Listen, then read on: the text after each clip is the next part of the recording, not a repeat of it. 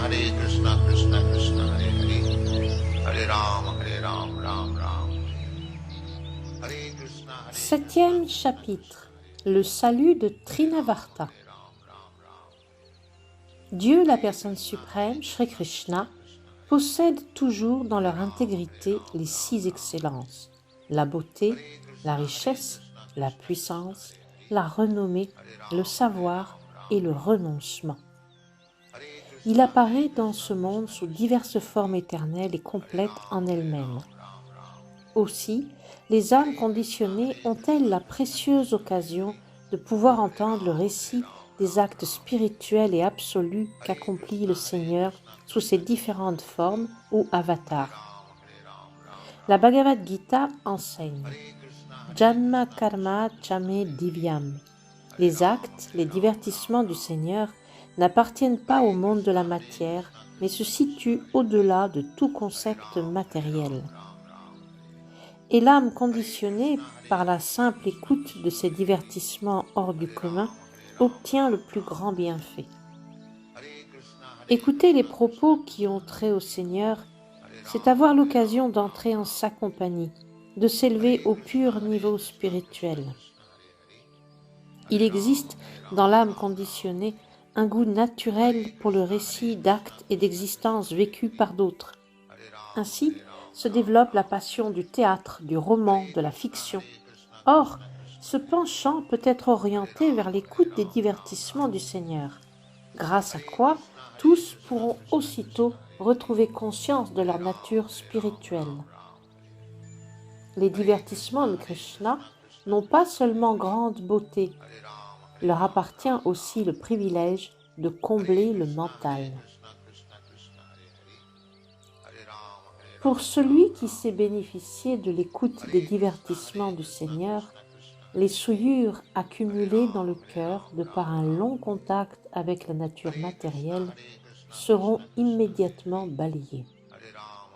Sri Chaitanya enseignait que par la simple écoute du nom absolu de Sri Krishna, on lave son cœur de toute souillure matérielle. On dénombre bien des méthodes, fort diverses, de réalisation spirituelle, mais celle du service de dévotion, dont l'écoute constitue la pratique la plus importante, a seule pour effet naturel de purifier l'âme conditionnée qui l'adopte et lui permet de réaliser son identité véritable. L'existence conditionnée n'a qu'une cause, la souillure matérielle. Aussitôt balayée, l'être ranime tout naturellement en lui sa fonction éternelle, le service offert au Seigneur, qui n'était qu'endormi. Apprenant à rétablir le lien éternel qui l'unit au Seigneur suprême, il trouve qualité pour se lier d'amitié avec les bhaktas. Maharaj Parikshit a conclu de ses expériences pratiques que le mieux pour chacun était de chercher à entendre le récit des divertissements absolus du Seigneur. Le livre de Krishna n'a pas d'autre but que de permettre la réalisation de cet enseignement de Maharaj Parikshit. C'est à quoi nous invitons le lecteur pour qu'il en retire le plus grand profit et touche au but ultime de la vie humaine. Le Seigneur, par sa miséricorde immotivée, descend dans l'univers matériel et s'y livre à l'action comme s'il était un homme ordinaire.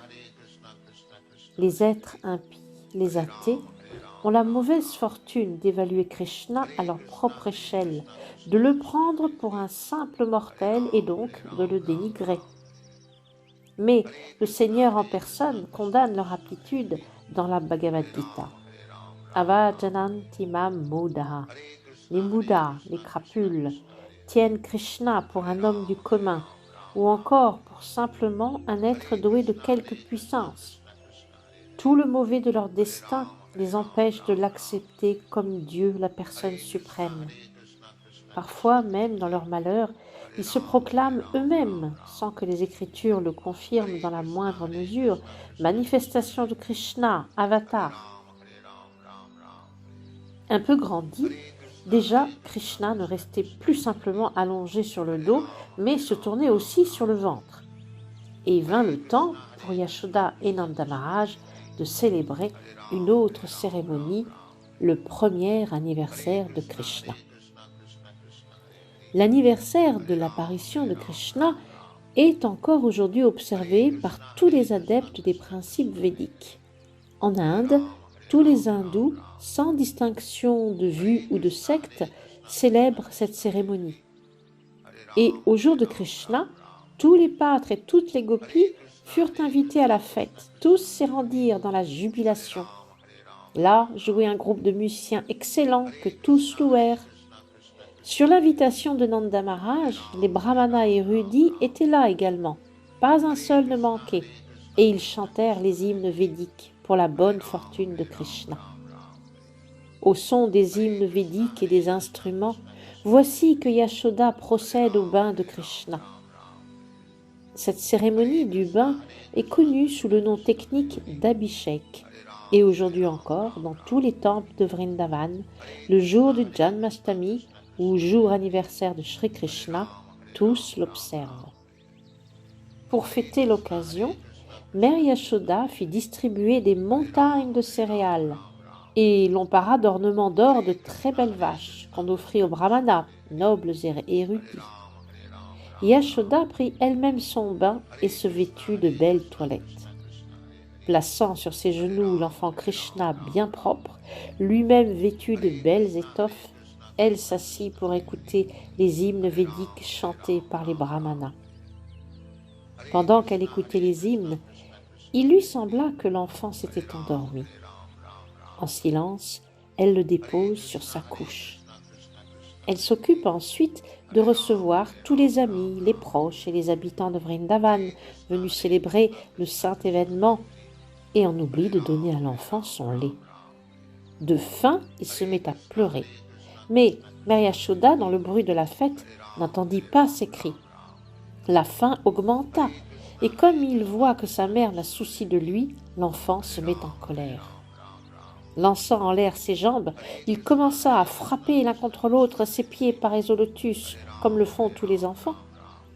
Petit Krishna avait été placé sous un chariot à main. Par accident, il en toucha la roue de ses pieds. Le chariot s'effondre. Toutes sortes d'ustensiles, de couverts de cuivre et d'autres métals y étaient empilés. Il tombe au sol avec fracas. Accourus, Yashoda et toutes les gopis, Maharaj Nanda et tous les gopas virent la roue du chariot séparée de son axe et ses rayons brisés, répandus çà et là. Comment le chariot a-t-il pu s'effondrer de lui-même ? Hommes et femmes assemblés pour la sainte célébration se pressèrent autour du chariot et chacun se mit à donner sa propre hypothèse sur l'événement. Aucune n'était convaincante. Enfin, des enfants auxquels on avait demandé de jouer avec le petit Krishna apprirent à la foule qu'il en était la cause pour avoir frappé la roue de ses pieds.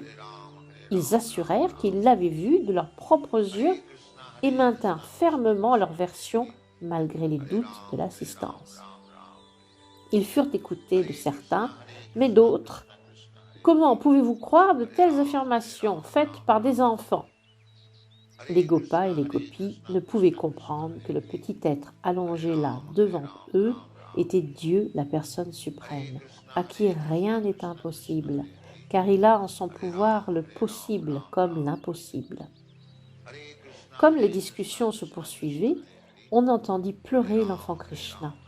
Sans nul reproche, Yashodamata le prit sur ses genoux, puis demanda aux brahmanas érudits de chanter les hymnes védiques sacrés pour éloigner les esprits malfaisants.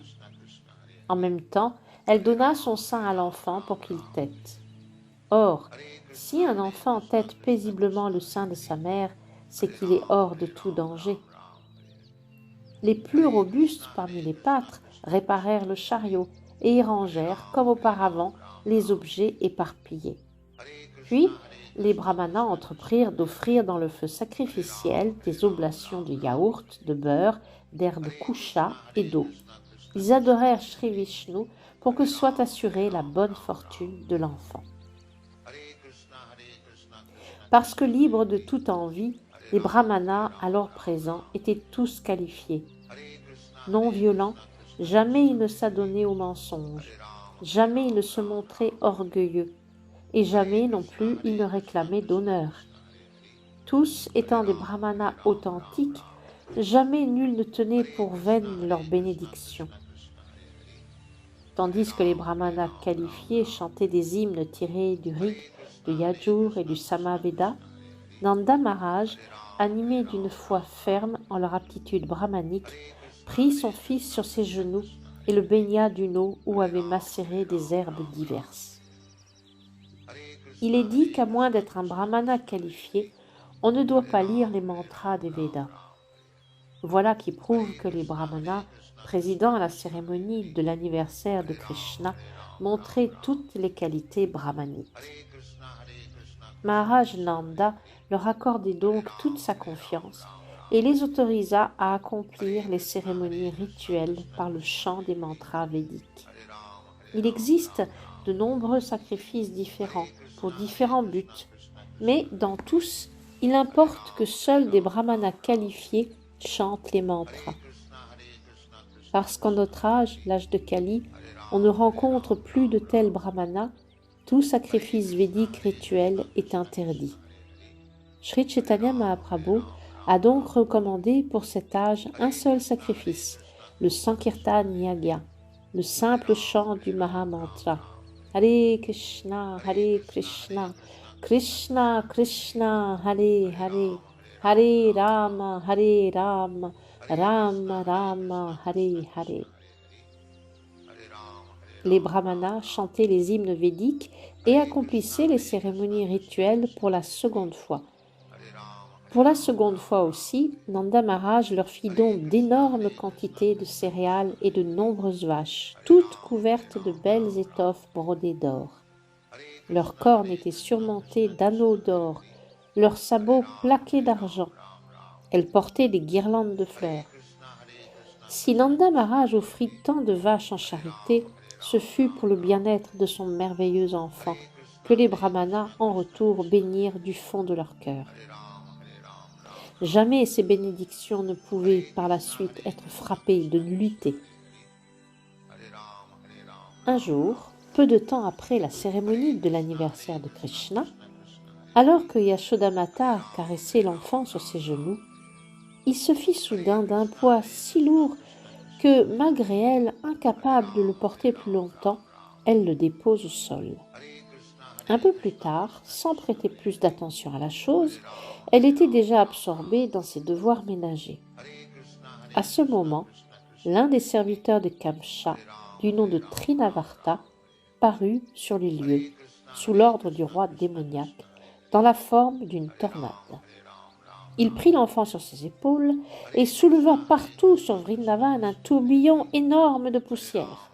En quelques instants, chacun fut aveuglé, et Vrindavan tout entière devint ténébreuse, au point que nul ne pouvait plus voir même son propre corps.